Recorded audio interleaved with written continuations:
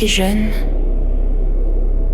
avant mes 20 ans, je travaillais comme serveuse dans le bar d'un petit village. Le chantier de la nouvelle autoroute Ava faisait tourner la vie du coin. Les ouvriers venaient manger le midi. Brillants, rieurs, habitués. J'avais l'habitude de leur regard.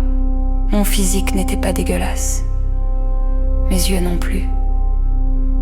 Je le savais. Mon regard, je le rendais. Parfois.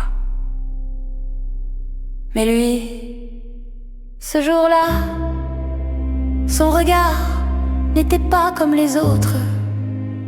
Fixe, trop fixe, comme s'il fouillait à l'intérieur de moi. Je lui ai servi sa pression, il a payé, rien d'anormal. Puis sa main a surgi d'un coup par-dessus le comptoir. Sec, rapide, assez pour geler le temps. Il m'a attrapé le bras.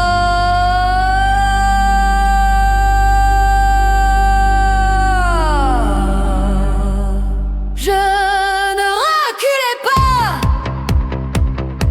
je ne pliais pas, je n'ai pas fui, je l'ai regardé droit. Affrontement silencieux, quelques secondes. C'est là que je l'ai vraiment vu. Son visage, le bouc noir, relevé juste comme il faut. Ses cheveux ondulés formaient deux bosses légères. Sa démarche étrange, animale. Je me suis demandé sous son pantalon, sous ses chaussures, des jambes, ou peut-être des sabots à la place de pied. La médaille pas plus grande qu'une médaille de baptême en or, en relief, sans portrait avec des cornes, exactement comme celle que l'on dessine pour un démon. Je ne comprenais pas, mais je sentais son poids, son message silencieux. Faut qu'on parle, toi et moi. Sa voix calme, comme une évidence. Le service a repris, les verres, les plats, les rires, les voix, tout a repris, sauf ce froid qui restait. Le rush du midi, de service, pas le temps de souffler. Je débarrassais, je servais, j'essuyais, il était du deuxième service. Assis à l'écart, toujours ce regard. Je l'ignorais, ou j'essayais. On m'avait dit que c'était une équipe supplémentaire. Tous vivaient en caravane au camping municipal normal. Bougeaient de région en région. Rien d'étrange, sauf lui. Après avoir servi les cafés, je prends ma pause clope dans la petite cour derrière le bar. Les toilettes sont là, l'air sans l'urine. Le café renversé, le désinfectant, il est venu. Pas un mot au début, juste sa présence.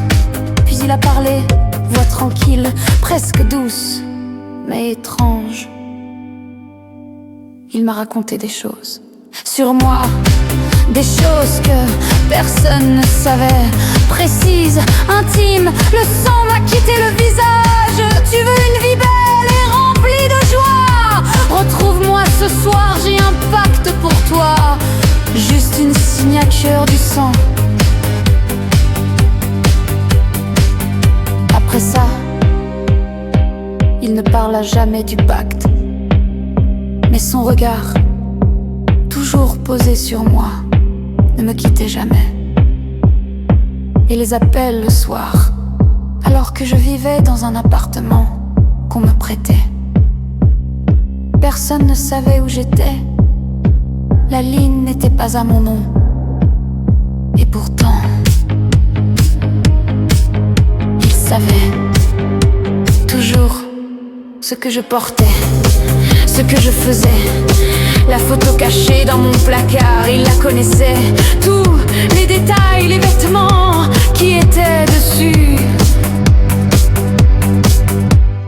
Depuis cette époque, chaque fois que la vie me frappe, chaque fois que la douleur, la souffrance me tombe dessus, que je me relève, malgré tout, la médaille revient, un flash dans ma tête. Et si j'avais plié